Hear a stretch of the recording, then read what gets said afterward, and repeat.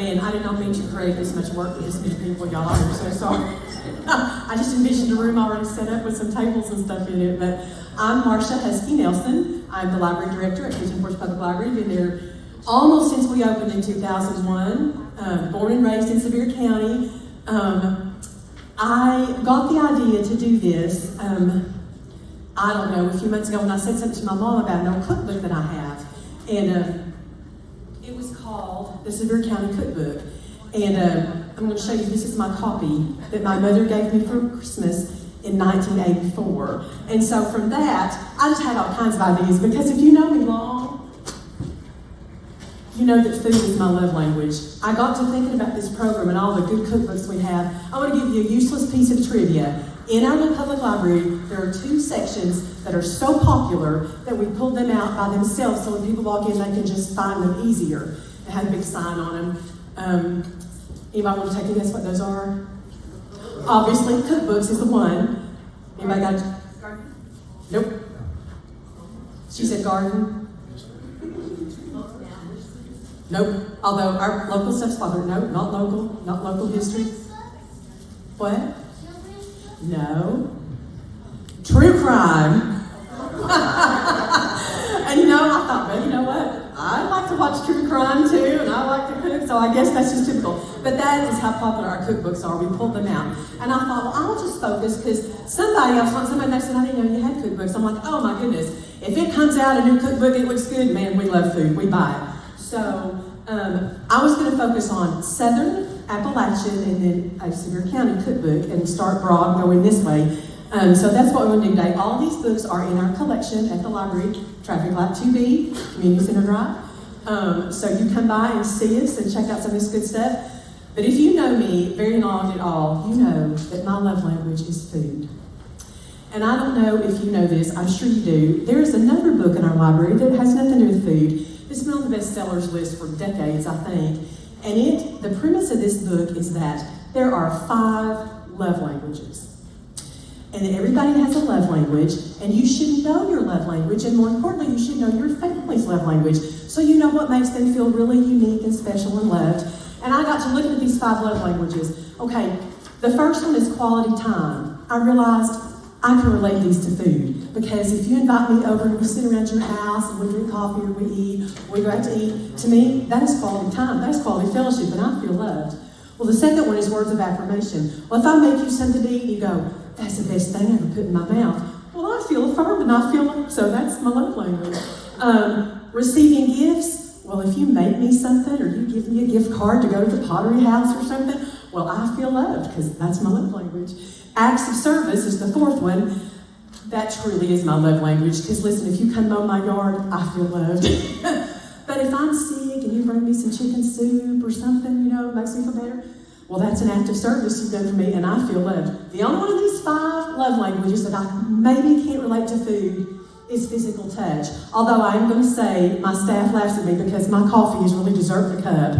It's very sweet, very blonde, very creamy, and just at the right time in the morning, that cup of coffee almost feels like a warm hug. So I might can relate all 5 of those to food. So that being said, the first cookbooks I want to highlight out of our collection, and I also want to tell you, y'all, this is a labor of love. I have looked at cookbooks for hours and hours and weeks, and I've just loved every minute of it. But I have culled down our Southern cookbooks to these 4 that I wanted to highlight today. And just like, it is true, you cannot judge a book by its cover. These may not be the prettiest books you've ever seen or anything, but there's a reason for all 4 of them that I really like. And you will note maybe there's not a celebrity chef or a Food Network star among them. So the first one, and I do have these all up here. Since I'm going to stand the mic, I'm not going to move and show you, but you're welcome to look at it. The first one is Sweetness by Christy Jordan. Christy is from Alabama, so this is a Southern cookbook. The thing I like about it is that, number 1, it's all desserts, but number 2, she uses lots of convenience stuff. Boxed cake mixes, self-rising flour. One of her recipes says, throw those eggs in there and mix them up. I don't have time to beat an egg and add 2 ounces of flour. Beat another egg and add 2 ounces. I'm like, this is a woman after my own heart. I like her. And she's just sweet, little Alabama lady. So Sweetness by Christy Jordan is one that I chose. I really like it. The second one is the Beach House Cookbook by Mary Kay Andrews. Now, do you know Mary Kay Andrews? Mary Kay Andrews is not a celebrity chef, but she's a best-selling fiction novel author. Her books are all set on the coast in South Carolina or Georgia. I just thought Southern cooking was Southern cooking, and I'm from Sevier County. And then for a few years of my life, I lived in South Carolina. And that's when I found out there is a huge difference in regional Southern cooking, because those people in South Carolina, as much as I love them, they don't love potatoes like I do. They love grits. I love grits for breakfast. They love grits with shrimp. They love grits with fish. They love grits with anything that swims. And they eat grits, and they eat macaroni and cheese. They'll eat potatoes, but they don't eat potatoes like we Scotch-Irish people do, Scots-Irish people, if you want to say. So the Beach House Cookbook has things in it I am never going to eat. I don't know what gravlax is. I looked it up. I think it's salmon. I'm not going to eat that. I'm not going to eat roasted oysters. I'm not going to eat that. But she has some good things in here. One of the things she has that I like is a pimento cheese. Now listen, everybody has a pimento cheese recipe, and they're pretty much whatever kind of cheese you like, whatever kind of mayonnaise you like, and some pimentos. But hers, she calls it ritualistic pimento cheese because she makes a big bowl of something on Monday when she goes down to her beach house at Tybee Island, and then she eats it all week while she's writing her book. That's just like one of her little superstition author rituals she does. And this is her pimento cheese, and I've made it. It's good. And the only thing really different about it, it's got a little juice, a little lemon juice, and a little Worcestershire sauce in it, and a little hot sauce in it. And so, I don't know, I just think her pimento cheese is good. There's another recipe in here I have not made. Do y'all like tomato pie? Yeah. Okay, that's three of my favorite food groups. Mayonnaise, cheese, tomatoes. Her tomato pie uses her pimento cheese as the cheese layer, and I just think that looks really good. And every summer I think I'm going to make it, and I haven't yet, but I was going to say, if you decide to make it, you bring it by the library and we'll taste test it for you. So that's one of the other recipes in her book I think looks really good. And the third one I was going to tell you about is called a chicken enchilada dip, and I made it for you today. And I had made it before. It does not look appetizing. I just told somebody, I said, it looks like tuna salad. And I thought the last time I made it, it didn't look like that, but it's got tomatoes and hot sauce and stuff in it, so I guess that's, and Christina told me the other day that half the people in the world love cilantro and half the people either don't like it or it makes them sick, or I'm that half that doesn't like it. So I don't have those pretty cilantro leaves on top, because I don't do cilantro, but that one looks pretty with some cilantro leaves on it. But I did make the chicken enchilada dip, and it does look like it has a lot of ingredients in it, and it kind of does. But anyway, so that's one of them that you've got on your recipe card there. And I want to give credit to my staff. I have the most wonderful staff, not just at the library, but in the whole world, I think. And Amy Beth is the assistant library director, and among her many things last week, she said, why don't I make some little recipe cards for you? So Amy Beth made those recipe cards for you to take home, and they just look all vintage and everything, because she's talented like that. And Christina is our historian, and so we just had great fun working on our wilderness programs, and she's my taste tester a while ago. She said the chicken dip was good, so, But anyway, so I really appreciate them. They've been a lot of help, and they're a great team. So that's why I want to highlight the Beach House Cookbook by Mary Kay Andrews. The third one is called Fred Thompson's Southern Sides, and is that Senator?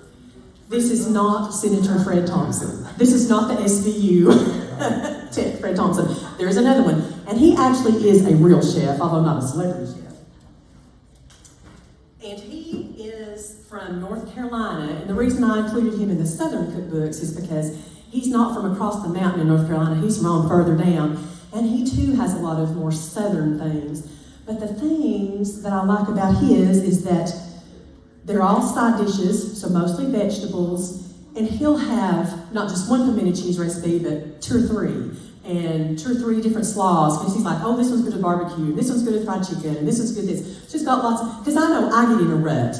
I just think, oh, these are my baked beans, and that's the only baked beans in the world. He's got several baked beans recipes in there. And he has pages and pages of potatoes. And his potato recipes, some of them are really good. And everybody, I think, in my world anyway, loves like Cracker Barrel, hash brown casserole. Well, that hash brown casserole is in every little church cookbook I've ever seen, but I've never seen it in like a chef's cookbook. Well, he's actually got the hash brown casserole there. He didn't call it Cracker Barrel hash brown casserole, but that's pretty much what it is. So I like his book for that, and I'll tell you what else. At the front of his book, he has pages of ingredients. And he talks about, the differences in mayonnaises and grits and cornmeal and different grinds and stuff. He's had some really good basic recipes. And when I read, he said, now he's a chef. He home makes his mayonnaise sometimes. Life's too short, I'm not going to do that either. But I was like, oh, I really like this man. When in the front of this book, I read, now the best store-bought mayonnaise you can buy is from a little-known company in Knoxville, Tennessee called JFG. And I grew up on JFG mayonnaise, because everybody else in the whole world, like Mary Kay Andrews, they think there's nothing like Dupes, because they're from the coast. But, we love our childhood memories, and I grew up with JFG mayonnaise. I also grew up with a family that loves you through food. I remember my grandma from Jones Cove, and her caramel cakes are just like a legend in my family. And she has 3 girls, and all their lives they've tried to replicate that caramel cake. But I guess because we're not on the farm with the cream and the butter and stuff, they just don't taste quite the same. To them, they don't. To me, they taste great. But I remember her caramel cakes, and I remember her pork tenderloin. And I know you're going to laugh when I say this. Her pork tenderloin just like flaked like a piece of fish. And she canned it, I'm pretty sure. It was just the best thing I've ever put in my mouth. And her biscuits and her gravy, and I didn't like honey as a child, and I'm still not crazy about honey. I try to eat it because it's good for you, but my grandpa raised bees, but she always had Bob White syrup. Bob White syrup, like Cairo syrup, just like orange syrup. Bob White syrup was a brand that was around here then, and she always had Bob White syrup. I always had Bob White syrup and butter with my biscuits. So, but as my early childhood, one of my very, very earliest memories, I swear they all revolve around food and family and music, but that's a whole other program. My dad worked in restaurants in Gatlinburg when I was a baby and a preschooler, and I remember him bringing, I didn't know this till recently, because I said, I remember those turkey and mayonnaise on white bread sandwiches you used to bring leftover from the restaurant at Gatlinburg. And he said, well, I brought your mama a steak. I said, well, I don't want a steak. Even now, I'm going to have that. But I can remember, as a preschool, I can remember eating those sandwiches. And then when I got a little bit older, like in high school, my dad sang in quartets always, and I started playing the piano for him a little bit and singing with them, and we went to Saturday night singings and dinners on the ground. And I doubt there's a church in Sevier County that had a dinner on the ground or a homecoming that at one time we probably, we sang at. So as I got a little older, and I started doing all those things, that's where my love of all things casserole and pies and cakes, I think, came to fruition. Because they were just good memories. We were just in church, we were singing, we were eating, it was just good. So I just have really fond memories of food and family as I was growing up. And that brings me to my 4th book. Y'all read Rick Bragg?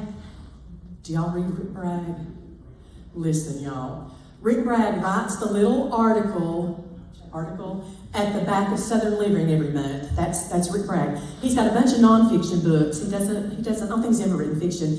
And most of his books revolve around like one side of his family or one member of his family, one grandparent, whatever.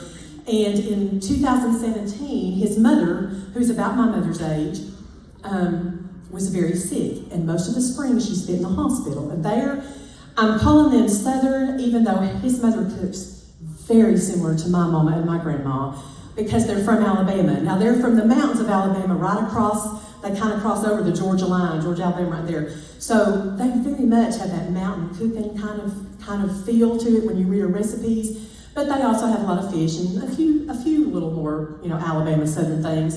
But he realized when she's in the hospital, he just thought she was the best cook in the world.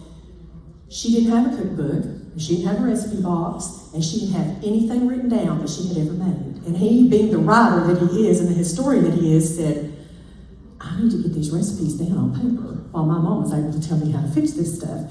So when she got out of the hospital, he spent some time with her, and that's the two of them down there in the corner. Spent some time with her at her house, and this book has a lot of just staples. Biscuits, gravy, cornbread, turkey and dressing, a lot of just staple good food.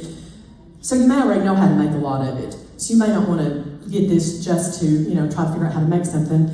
But you need to get this book and read it for the conversations. Now I have another friend who is a library staff member who laughs at me because My philosophy in life is so many books, so little time. And I don't have time to reread a book. I mean, it has to be really good for me to reread a book, because life's just too short, and I'm getting old, and I want to read some new stuff. I read this book when it came out in 2018. I picked it back up to get ready for this program, just to flip through it, read every word of it again, went to the beach last year and listened to it on audio, down to South Carolina back. So I read this book 3 times. And I don't typically do audiobooks. I mean, Beth knows, audiobooks, my mind just wanders, I can't listen to them. But if you listen to this on audio, which we have at the library, you can just hear their conversations word for word, and it is just precious, and it's so funny, because everything his mama told him, like how to cook, she'd say, well, bake this till it's done, and he'd say, well, what temperature? Well, I don't know. Well, how long? And she said, I don't know how hot their stoves run.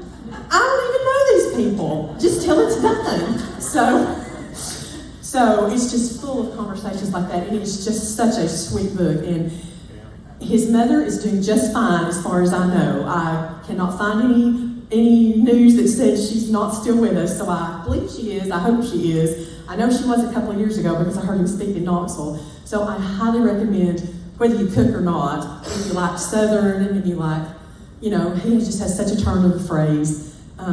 Actually, he's a Pulitzer Prize winner. I mean, he's a good writer. But he's, at heart, he's just an Alabama boy who loves his mama and thinks she's the best cook in the world. And so, his mama even said, well, I'm not the best cook in the world. Your Aunt Edna's a better cook than I am, and my mama's a better cook than me. He said, well, I can't call it the third best cook on Elliott Drive or whatever, so I think you're the best cook in the world. That's what I'm going to call it. So, I highly recommend Rick Bragg's Best Cook in the World. Okay, so there's the Southern cookbooks. Now I'm going to move a little closer in, Appalachian cookbooks. I heard Rick Bragg speak a couple of years ago in Knoxville, and they were set up on a stage. He's been interviewed by another cookbook author named Ronnie Lundy. And Ronnie Lundy is she's not really from the mountains, but her family is from Corbin, Kentucky. So she grew up further up in Kentucky, but every summer she'd come down to her grandparents' house and, eat all the good stuff out of the garden and help them cook and everything. And so she just fell in love with that food, thought it was the best food in the world. And now she's made a career out of exploring mountain cooking, and, she's big doings. But I'd never heard of her. But I came back to work and I said, I'm going to order some of her cookbooks. Well, we already had it. And I didn't even remember that we had it. So the two cookbooks I was going to show you are Victuals and Butter Beans to Blackberries. And a little bit like Rick Bragg, she has a really good way with words, turn of phrase. And she also has just really good, solid recipes in there. One of the things I really like about this one, and now this is a little dated, this is from the early 2000s, I think, but in the back of her book, she's got these indexes. One of them is things to order. So if you're not blessed to live by the oatmeal like we are, and you really want some stone ground grits, well, she's going to tell you all around the Southeast. Actually, it goes all the way over to Arkansas, I noticed. So she's going to tell you all the places in the South that you can buy those things. She has places to go, so it's lots of restaurants that she recommends. Again, I would use Google before I took off into these, because this is kind of old now, but she has a list of places to go. And then she has a list of farmers markets, like the big one in Asheville. I love a farmer's market. If I don't buy a thing, I love a farmer's market. So she's got some good information in the back of this one, and she highlights very specific. This is another thing I learned when I lived in South Carolina. Beans to me is pinto beans. I like white beans. I like pinto beans. I didn't like lima beans when I lived in South Carolina. I love them now. They have more kinds of beans and crowd peas and beans. Well, she's very much like that too. She'll highlight, here's this such and such a bean that you need to get in New Orleans, and here's this such and such a bean you need to get when it's in South Carolina. So she just has a lot of good information in it. And so that's the two by Ronnie Lundy, the Appalachian ones. The third one is Appalachian. That's really hard to see. That's Southern Appalachian Farm Cooking by Robert, I think it's Netherland. And he grew up just up the road in Sirgornsville. Does anybody know where that is? You can't say that like I do if you're not from Tennessee. Anybody know where that is? It's on Highway 11W. You know where it is? Up toward Churchill? Okay. Well, that's where he grew up, and he's about my age. And so Yes. Yeah. So that's where he grew up, on a farm with his parents and grandparents. So he has all those memories, and he intersperses all those memories, in here. And just has some good, I liked his. His was entertaining to read and interesting. And as I started looking at these cookbooks, I kept finding one recipe over and over and over again, and it's in his too, and it's also in the next one. Now, technically, A Fox for Christmas is not a cookbook.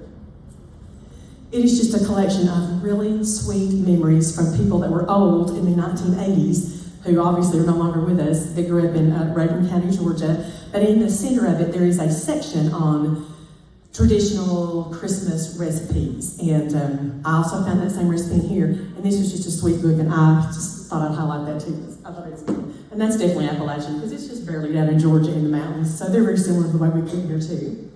So that's the Appalachian cookbooks. And then the reason I got the idea to do this program is I said something to my mother a while back, and I said, you know what? My Sevier County Cookbook is absolutely falling apart. My mama gave me this cookbook in 1984, and at the time, she and my dad worked at the old mill. How many of y'all been coming to Wilderness like 10, 15 years? Anybody? Y'all remember the old man stands out there and fries cornbread? That's my daddy. That's Don Huskey, that's my daddy. He was the miller at the old mill for a long time, and Mom worked in the shop there for a while, and she bought these cookbooks one Christmas and gave them to like everybody in the family. And I was a very young married lady then, and I did not know how to cook. I even found a note in one of these that says, "This is not good," and I thought, you know what? It probably is. I probably just didn't. I probably just wasn't doing it right.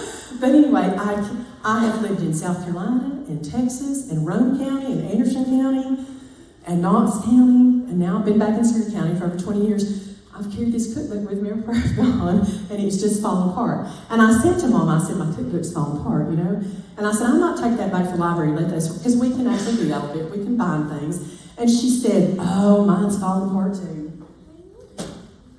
And she said, not that my mother's a hoarder or anything, but my mother said, I've got one in pristine condition right over there in the cabinet that I've never opened.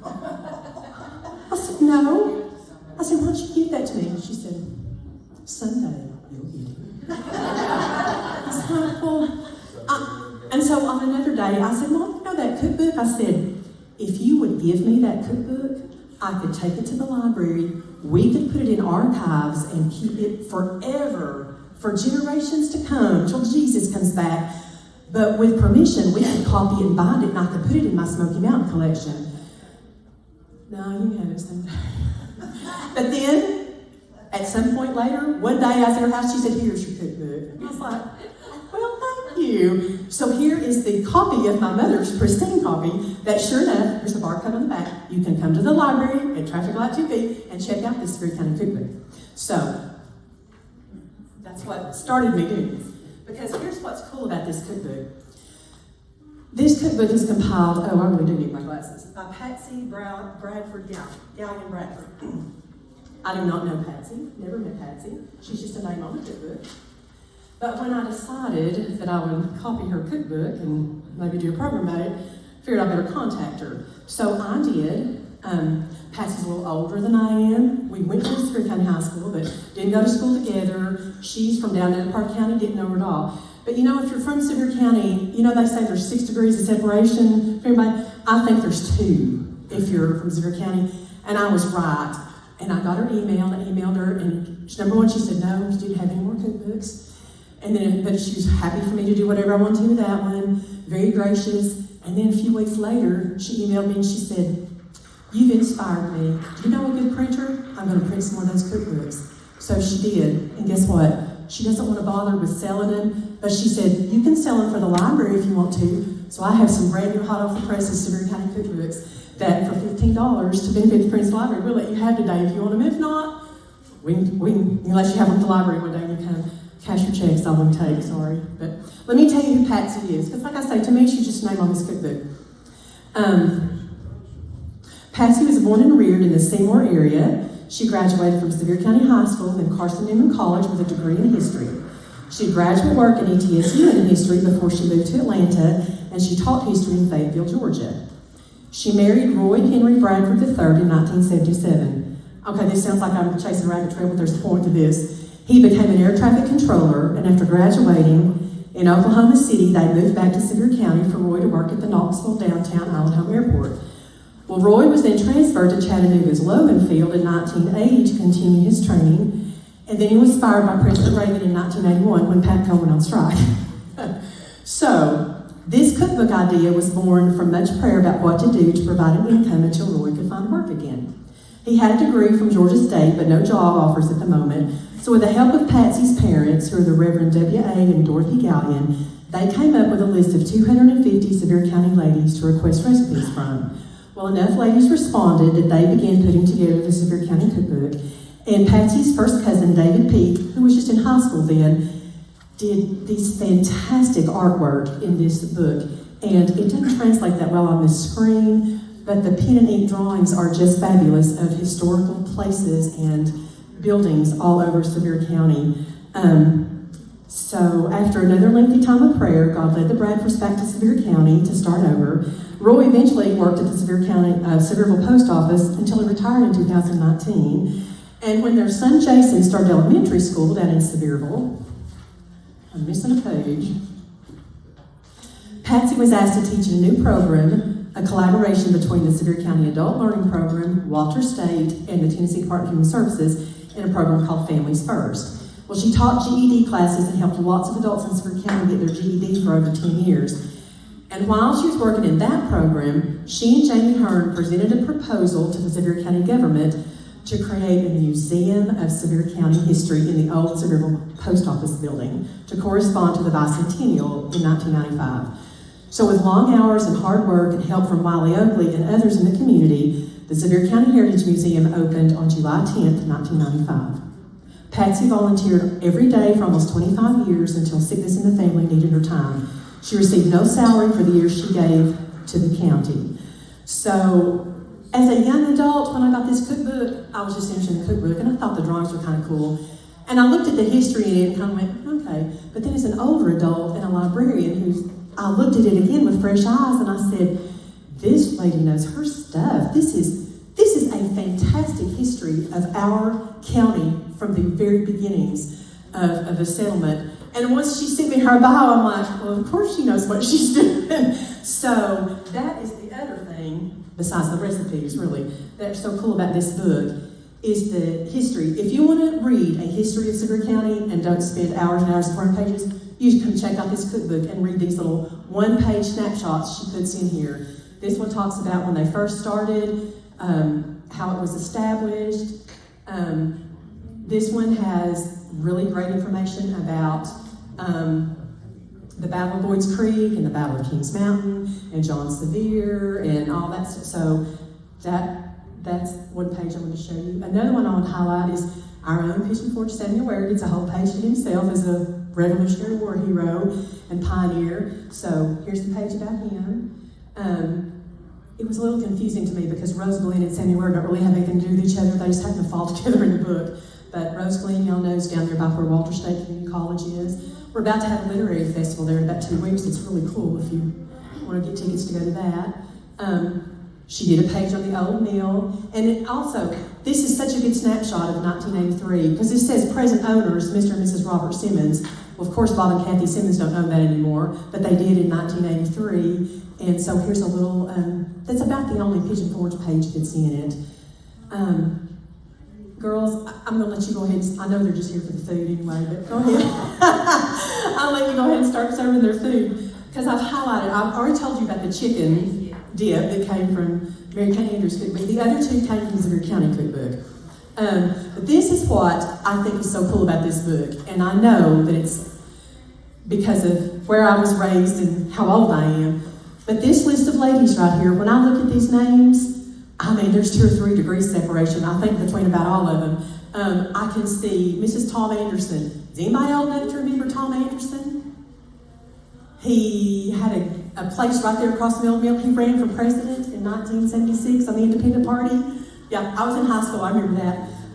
Mrs. James Householder was my favorite teacher in the whole world, taught American history. She's who made me fall in love with history. She's also been on our library board, and she lives still right here in Pigeon Forge. Olive Latham taught English forever. So I just looked at these names. Mrs. Clyde Ormby, that's on the insurance down Sevierville. That's Mr. Clyde Ormby, that was his wife. The Peaks, one of those was the secretary down at the elementary school. I can't remember which one of those it was. Mrs. John Yett is Bill Yett's mama. Bill Yett was the basketball coach for the elementary school here in Pigeon Forge for just a couple of years, and then he became the librarian at Sevier County High School, and I volunteered in the library 3 out of my 4 years, and everybody that knows Bill Yett just like him. So his mama has some stuff in here. So when I look at these pages of contributors, I'm like, this is such a neat snapshot of ladies in 1983. So you've got the old history that's done very well, then you've got this little snapshot of what was contemporary history then. Y'all, I found something out recently. If you write a novel and it's set in the 1980s, it's now classified as historical fiction. I'm like, are you kidding me? So this is history, old history and sort of more recent history, I guess, but it's historical. The other cool thing about this book is she doesn't just just put the recipes in there, but she'll give you a paragraph or two sometimes about the contributors. And this one says, another contributor to this section is Miss Lyder, I can't remember, Canaster, can't say it right.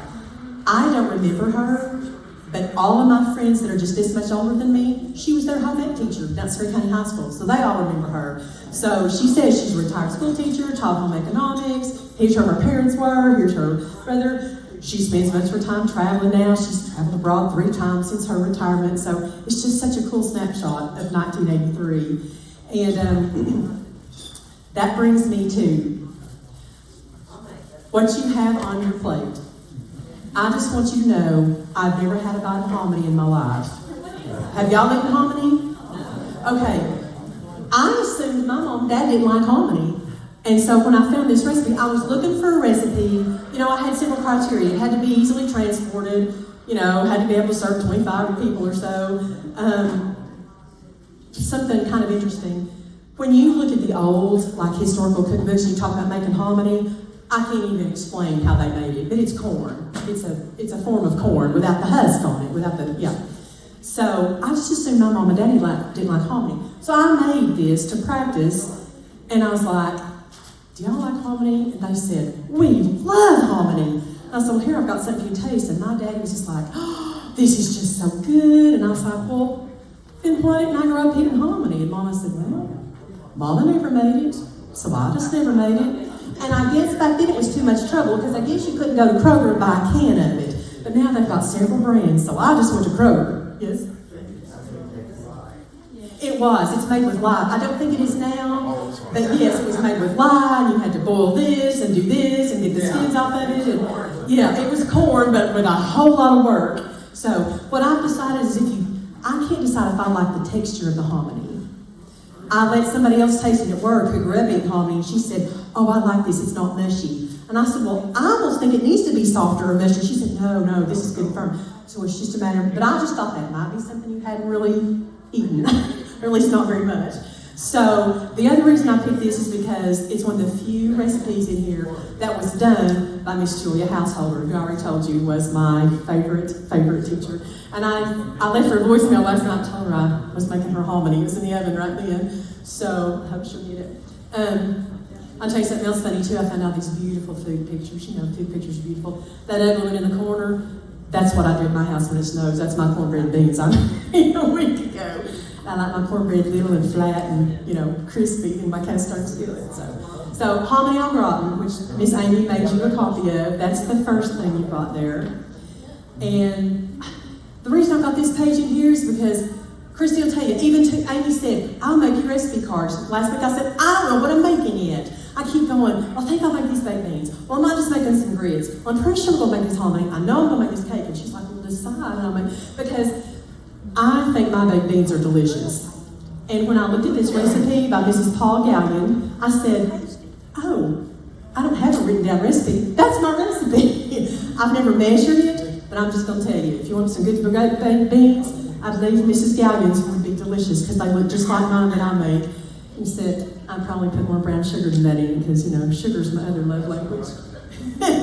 Yeah. So I came really close to making the baked beans for you, and then I decided on something else. So that's why I put this page in here. And the reason I put this page in here is because in the Sir Goingsville book, and in the Foxfire book, and in somebody else's book, and the Sevier County book, I kept seeing this oatmeal cake. And I knew that in my Sevier County Cookbook,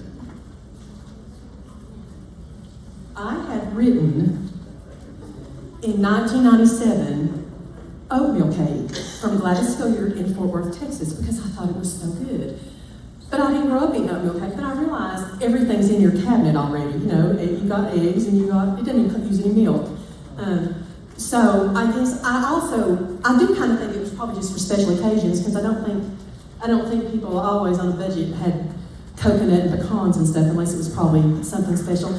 But I saw that recipe in every cookbook, except the Sevier County Cookbook, and I was like, man, I wish that was in that Sevier County Cookbook. I'll still probably make it. And then lo and behold, 4 pages over from where I'd written it down, here's Lazy Daisy oatmeal cake. But because in the index it was under lazy and not oatmeal, I didn't see it until just a couple of weeks ago. So, and also Mrs. W.A. Gallion, the Gallions were a pastor and his wife that pastored many, many, many years in Sevier County. And that is Patsy's parents, so I thought it'd be nice to include a recipe from her parents. Y'all, what time is it? We got 8 minutes. Oh, perfect, because I'm finished. I was also going to tell you my other runner-up that I did not make was this inside-out chocolate cake. And it uses nothing but a bowl and some ingredients and a spoon and throw it in the mud cake, and it's delicious. I've made that before too. So that's it, and that's kind of what it looks like right there. It doesn't even have an icing on it, but you can put one and make it even better. So, and also I don't know who contributed that, and I wanted something that I knew who had put that one in the book. So that was my other runner-up that I was going to think about doing. And my third runner-up I almost made is this blueberry jello salad.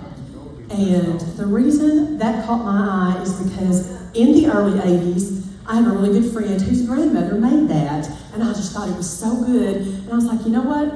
They made a lot of congealed salads and jello salads back in the 70s and 80s, and some of them are not my favorite. But this one, it's delicious. And I also wasn't sure if they still make grape jello, but they do. I saw it the other day. At least Publix has it. I saw it the other day.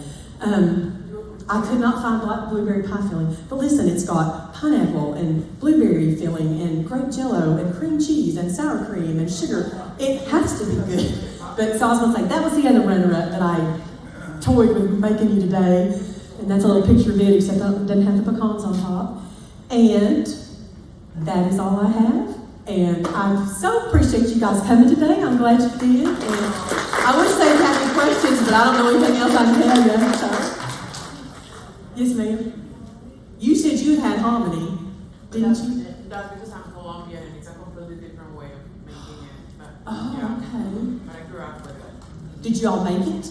No, You just bought it? But you would have a person, usually a gentleman, just pushing a cart, like a little car with a big pot this big, with hominy. It's called mazamorra in Colombia. Yeah. And they would be selling it by big scoops. So you would bring your pot or whatever, and they would scoop it to you. And then you would eat it with sugar or something sweet and milk. So it was a completely Like a different cereal way. then, almost Yeah, like a oatmeal yeah. or something. Well, Dad told me that somebody that worked at the mill with him said his mom used to make it. He said, I would just stand there with butter and salt. As soon as it came out, I would just eat. So I was like, well, okay, I felt like I missed something in my life because I I didn't have have a question. Yes. Do you have the Sevier County book at the other libraries? No, and I should say that the city of Pigeon Forge, we're a city department for the city of Pigeon Forge. We're funded by the city, and so we're just a city department. The other libraries are the county libraries, and so you do have to come get a card from us and come see us specifically because we do have totally different collections. That's a good question. I should have said that. I didn't think about that. So, but you know, we're just right down the road, so y'all come see us. Anything else? That blueberry jello salad is good with cherries too. Cherry pie filling. Oh, I bet it would be. I think it even says, like, if you can't find blueberry, she says use raspberry, but I think cherry would be better. Cherry jello. Oh, cherry jello. And cherry jello. Oh. Well, I mean, I'm saying if it's got cream cheese and sour cream and pineapple and pecans, it can't be bad. Did you have something back there? Did you want to say something? No, the lady, the gentleman behind you. I thought we did. Oh, yeah. I want one of your books. Oh, you want one of those? Okay, awesome. Thank you. What's your Yes, ma'am. favorite Oh, I don't want to ask them. What's your favorite? The cake? Who likes The cake's the my hominy? favorite. Who likes the hominy best? There's people that really love it. Yeah. Who likes the chicken dip best? Yeah. It was ugly, but it was good. You know, sometimes good food's ugly. So that leaves everybody else for the cake. Yeah, I agree. Yeah. Gotcha.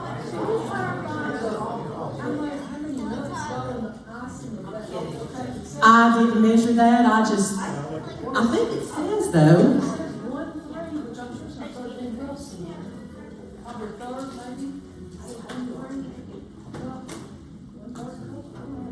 Six tablespoons of margarine, 1 cup of sugar, 1 cup coconut. It says 1/3 cup. I used a lot more than that. Oh, okay, gotcha.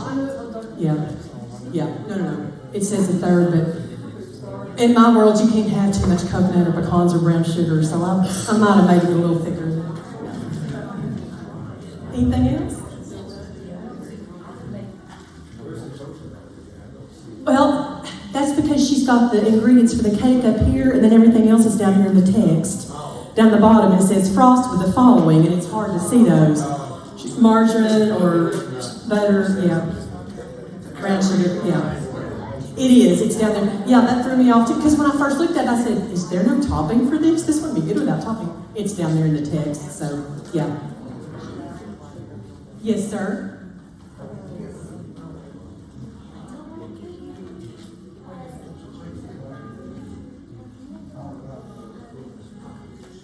What do you say about coconut? Does he not like coconut? A lot of people don't like coconut. I love coconut, yeah. So, well, y'all, thank you so much. I appreciate you coming. I'm sorry it was a little hectic at the beginning. So feel free to come look at the cookbook, and if you want to buy one, we'll be happy to. So, thank you. Cash for check, yes. Okay.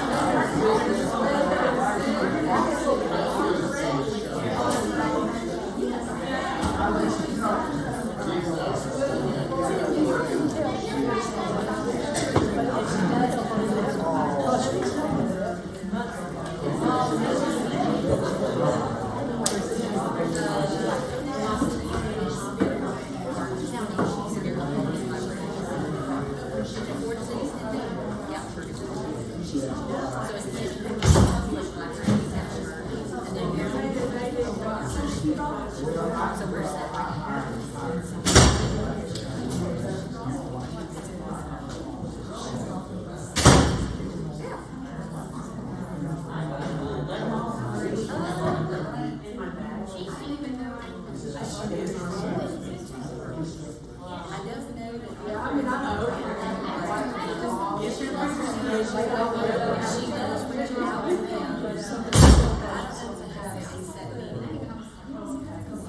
I even get back to that 6 degrees of separation? Yes, her daughter.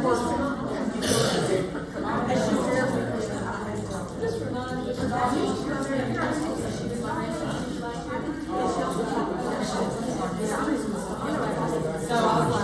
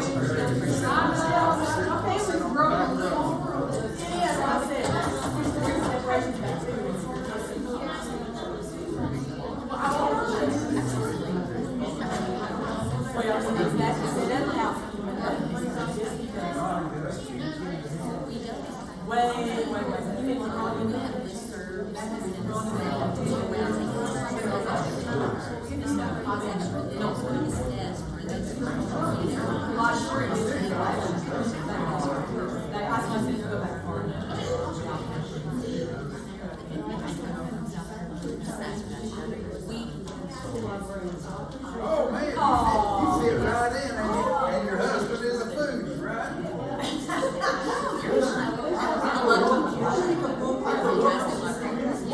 I read with some Savannah.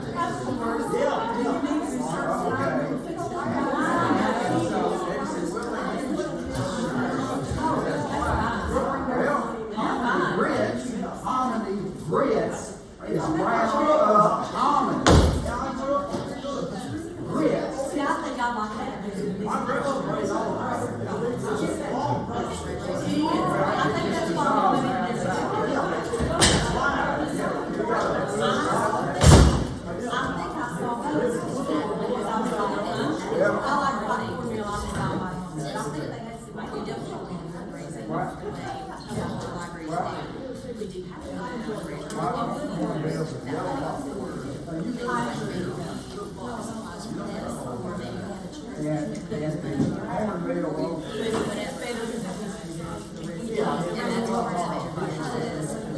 But hey, you just come check So it we're out. under the same table as the trees and stuff. Oh. Yada, yada, yada. In the very, Oh, okay. we're part of something. For the police, for the firemen. But we have,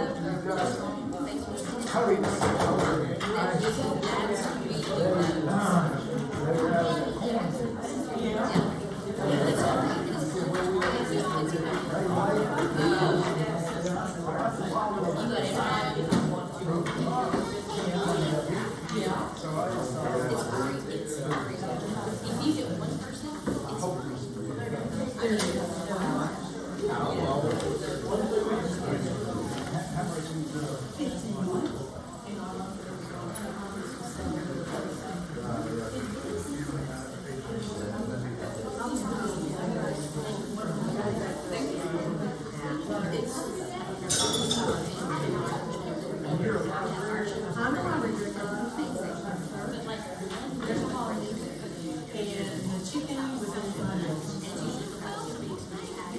like about right after Thanksgiving,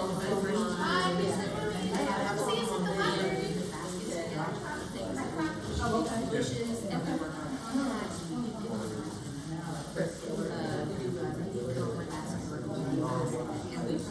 There you go. Except they're not fitted sheets, so they're a little hard. Well, they get a neat thing.